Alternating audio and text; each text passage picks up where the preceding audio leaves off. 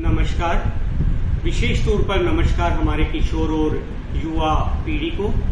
किशोरावस्था को इसलिए भी नमस्कार क्योंकि जब हम कक्षा 11वीं में विषय को चयन करते हैं, विषय को चुनते हैं, भले ही हम विज्ञान लें, पीसीएम लें, पीसीबी लें, वाणिज्य लें, कॉमर्स लें या फिर हम ह्यूमैनिटीज लें, साइकोलॉजी लें, होम साइंस लें, तो जो कंसेप्ट बेहतर तरीके से क्लियर लाइव कक्षाओं में होते हैं वो कंसेप्ट अमूमन ऑनलाइन क्लास में क्लियर नहीं हो पा रहे। इतना बड़ा त्याग इस एपिडेमिक और पैंडेमिक में हमारी इस किशोर पीढ़ी को करना पड़ा है। युवावस्था की बात करें तो स्नातक और स्नातकोत्तर के पश्चात जो रोजगार से जुड़े अपने सपने होते हैं वह रोजगार इस भीषण महामारी में बहुत ज्यादा प्रभावित हुआ है। इतने प्रभावित होने के बावजूद हमारे किशोर और युवा दोनों वर्ग ने अपनी ऊर्जा को सहेज कर उसमें सामंजस्य और समन्वय स्थापित करके रखा है। इसलिए आप लोगों को विशेष तौर पर मेरा नमस्कार। जैसा कि आदेशित हुआ है रवि भैया एवं मेरे आदर्शमय व्यक्तित्व श्री सुरेश चंद्र जी वर्मा ने मुझे ग्लोबल कंसेप्ट, एजुकेशन कंसेप्ट पे बात करने की और इंडियन एजुकेशन कंसेप्ट पर बात करने की आपसे चर्चा करने के लिए आदेशित किया है, मुखातिब होने के लिए कहा है।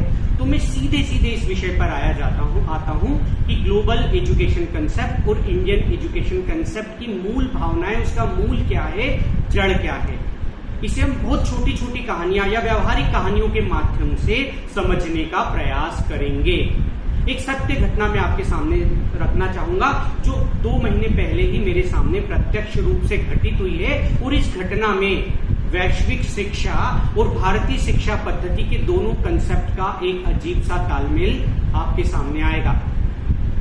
मेरे एक प्राध्यापक है, प्रोफेसर है, जो मुझे हमेशा निर्देशित करते रहते हैं, इंदौर में रहते हैं। उन्होंने बहुत साल पहले अपने बेटे को, जब भारत में काफी शुरुआती हुई थी जो इंटरनेशनल बोर्ड की स्कूल में, उस माध्यम से उसको शिक्षा प्रदान की, हायर सेकेंडरी तक, उच्चतर माध्यमिक तक, और उसके पश्चात विदेश में वैश्विक शिक्षा प्राप्त करने के लिए ब्रिटिश कोलंबिया पहुंचा दिया।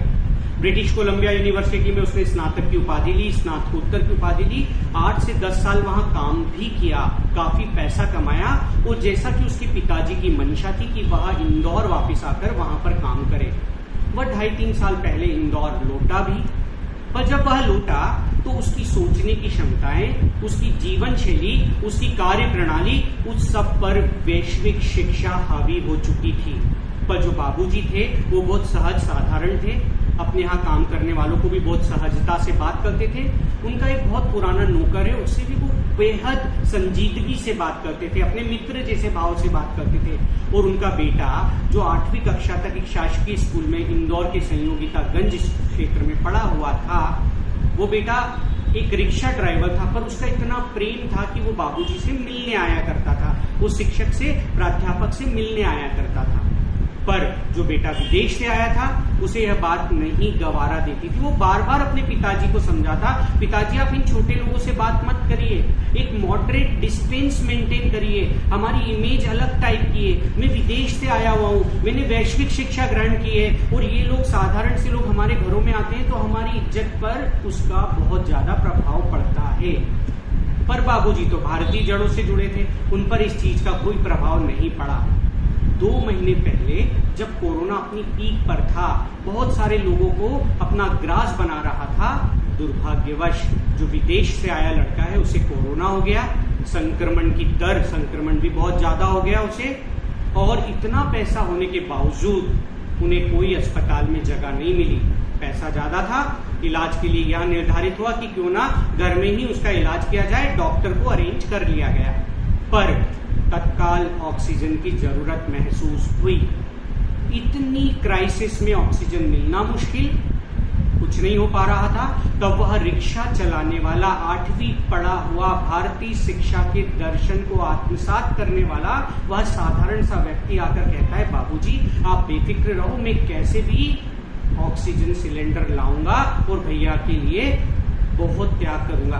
और उसने 2 नहीं 3 ऑक्सीजन सिलेंडर अरेंज किए। कैसे किए होंगे ये वो ही जानता है। यहाँ पर भारतीय परिवेश, भारतीय शैक्षणिक परिदृश्य की जो छाप है वो हमारे सामने आ रही है। और उससे जो नफरत, उससे जो विभेद, उससे वो जो अंतर की छाप थी, वो अंतर की छाप हमने विदेशी शिक्षा से पल्ले बड़े, पल्लवित हुए, पोषित हुए उस बालक में देखी।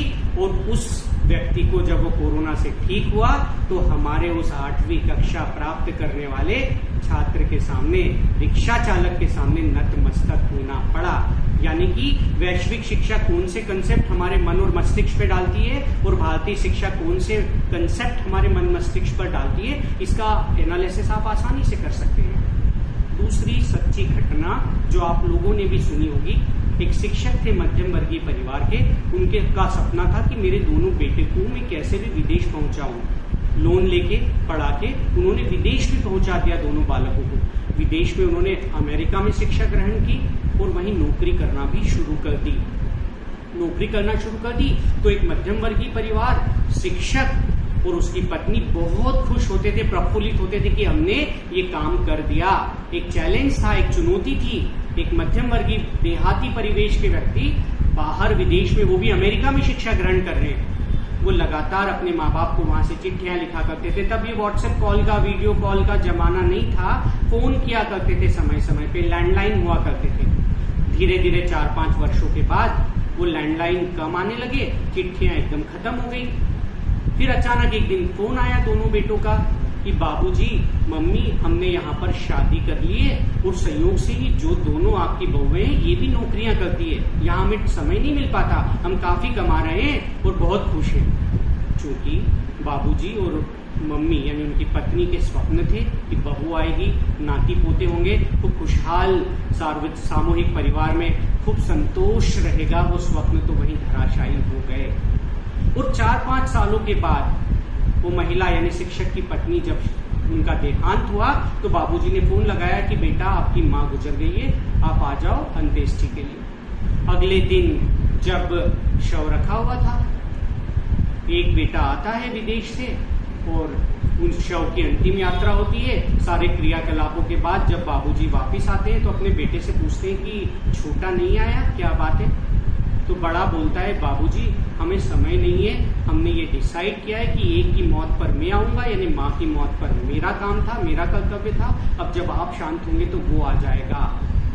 ये वैश्विक शिक्षा की छाप थी। बाबूजी बड़े परेशान हो जाते हैं, चुपचाप अपने कमरे में चले जाते हैं। सुबह जब बेटा वापस विदेश गमन के लिए आता है तो देखता है बाबूजी का कमरा बंद है। पड़ोसियों की मदद से कमरा खोला जाता है, तोड़ा जाता है दरवाजा, तो बाबूजी एक चिट्ठी लिख के जाते हैं कि बेटा, मैं जानता हूं तुम्हारा जीवन, तुम्हारा समय बहुमूल्य है। मैं नहीं चाहता कि मेरे कारण अब दूसरे यानी छोटे को भी परेशानी हो। मैं भी तेरी माँ के पास जा रहा हूं, तू भी मेरी अंत्येष्टि करके गुजर जा।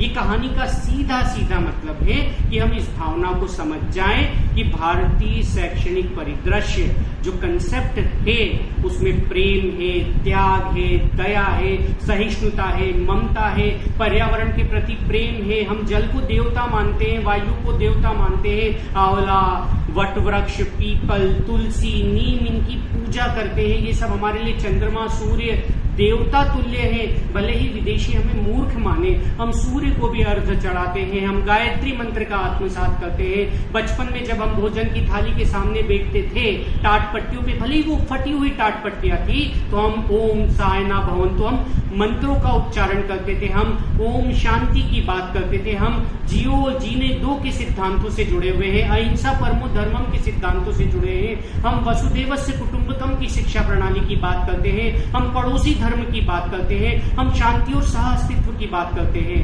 पर अफसोस कुछ सालों पूर्व जो हमारे यहाँ पब्लिक स्कूलों का जो कंसेप्ट हुआ, वो कंसेप्ट की आत्मा पूरी तरह वैश्विक परिदृश्य, वैश्विक एजुकेशन के परिदृश्य से जुड़ी है।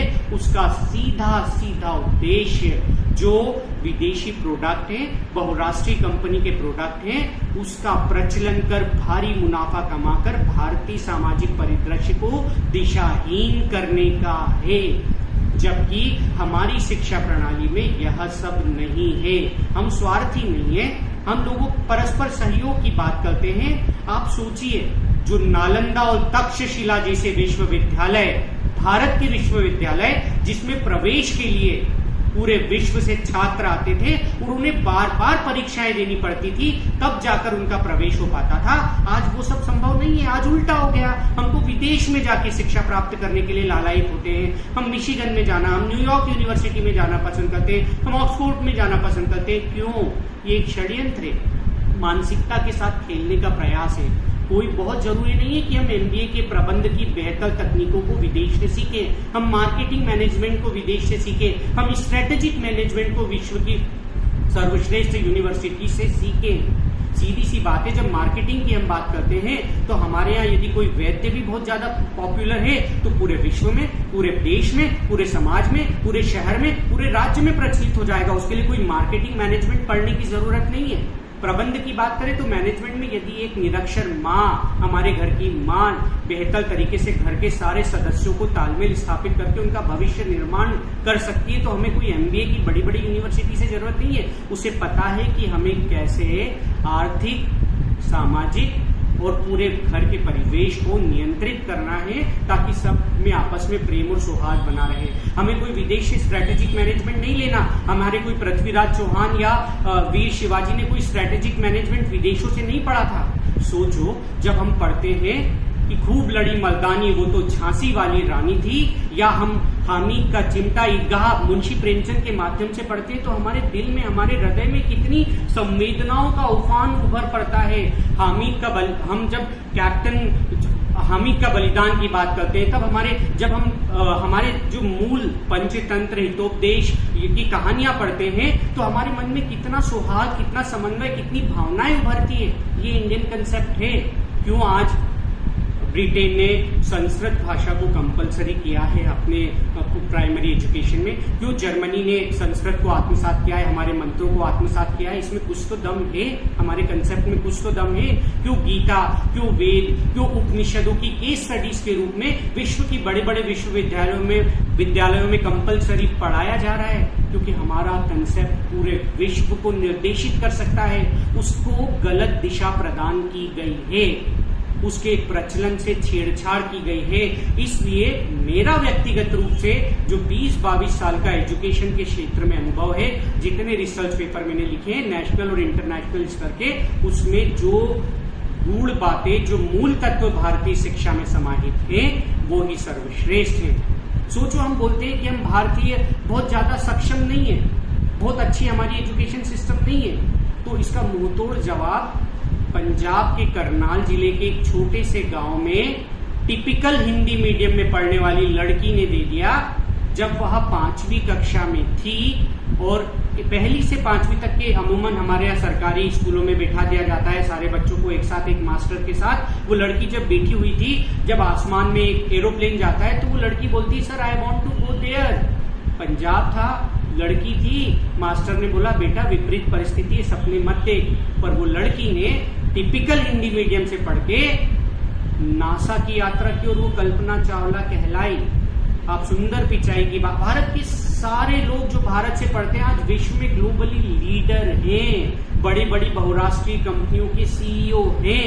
यानी दम तो भारत में, ब्रेन तो भारत का है, पर ये जो वैश्विक बहुराष्ट्रीय कंपनियों के षड्यंत्र के माध्यम से जो वैश्विक शिक्षा के कंसेप्ट को हमारे दिमाग में डाला जा रहा है ना, यह ठीक नहीं है। आप भूटान को जानते हैं, विश्व का सबसे गरीब देश है, पर हैप्पीनेस इंडेक्स में विश्व में नंबर 1 है। तो हमें संतोष चाहिए, हमें सद्भाव चाहिए, हमें आपसी प्रेम चाहिए, हमें बहुत ज्यादा पैसा नहीं चाहिए। हम शांति से जीना चाहते हैं, पर हमारे मस्तिष्क में जो आपस में प्रतिस्पर्धा की दौड़, यदि पड़ोसी का बेटा 10वीं में है तो उसका रिजल्ट क्या आएगा, टेंशन हमको है। पड़ोसी का बेटा 12वीं में तो उसके माता पिता को चिंता नहीं है कितना % बनेगा, हमें चिंता है। तो ये अंधाधुंध प्रतिस्पर्धा की दौड़ जो वैश्विक कंसेप्ट से हमारे दिमाग में आ गई है ना, इससे हमें 2-4 होना पड़ेगा, पुनः अपने मूल्यों की ओर लौटना पड़ेगा। क्योंकि ये जो दिख रही है जंगलों में पगडंडी की राह, जंगलों ने यूं ही नहीं की है पैदा, कुछ लोग चले हैं बरसों नंगे पांव यहाँ। सीधी सी बात है, हमारे जो पूर्वज रहे हैं, भले वो विवेकानंद दर्शन रहा हो, भले ही वो रविंद्रनाथ टैगोर का शैक्षणिक दर्शन रहा हो, भले ही वो राधा कृष्णन आयोग का दर्शन रहा हो, इस पर मुदालियर आयोग, हंटर आयोग, लॉर्ड मेकाले की शिक्षा नीति का जो प्रदूषण हमने पा लिया है उसे दूर करने की जरूरत है। तो सब कुछ भारत में है। औरंगजेब जैसे व्यक्ति को तो भारत को नष्ट करने के लिए दिमाग में ये लाना पड़ा कि भारत के साहित्य को जला दिया जाए, तो उसने आग लगा दी हमारे साहित्य में, और उस आग को बुझाने के लिए कई दिन लग गए। तो सोचो हमारा साहित्य, हमारा आयुर्वेद कितना महान है। हमारा जो आयुष है, आयुर्वेद, योगा, यूनानी, सिद्धा, ये भी बिल्कुल जो हमारे हिंदू धर्म के सिद्धांत थे वो सब चिकित्सा से भी जुड़े हुए हैं। वो सब हमारे सब जीने दो के सिद्धांत है, पशु प्रेम है, पक्षी प्रेम है, प्रकृति प्रेम है, ये सब भारतीय शिक्षा में है। अतः कुल मिलाकर सारगर्भित रूप से विषय की बात मैं आपके सामने रखूं तो जो सिद्धांत, जो मूल तत्व हमारी शिक्षा जगत में है वो कहीं हो नहीं सकते। इसलिए आपसे निवेदन है कि आप थोड़ा सा साहित्य का अध्ययन करो, वेदों का अध्ययन करो, हमारे जो साहित्य, गीता, उपनिषद, इनका अध्ययन करो, तो निश्चित तौर पर हम सही दिशा की तरफ जाएंगे और भारत को पुनर्विश्व गुरु की ओर अग्रसर करेंगे। धन्यवाद। पुनः साधुवाद रवि भैया को और मेरे आदर्शमय व्यक्तित्व श्री सुरेश चंद्र जी वर्मा को। और दूसरी बात की परिस्थितियां सब कुछ सिखा देती है। आप जैसे जैसे आगे जाओगे तो आपका यह विवेक बता देगा कि क्या श्रेष्ठ है। तो जो श्रेष्ठ हो उसे आत्मसात करो और अपने आप आगे बढ़ते रहो। चरे वेती यही जीवन का सिद्धांत है। धन्यवाद।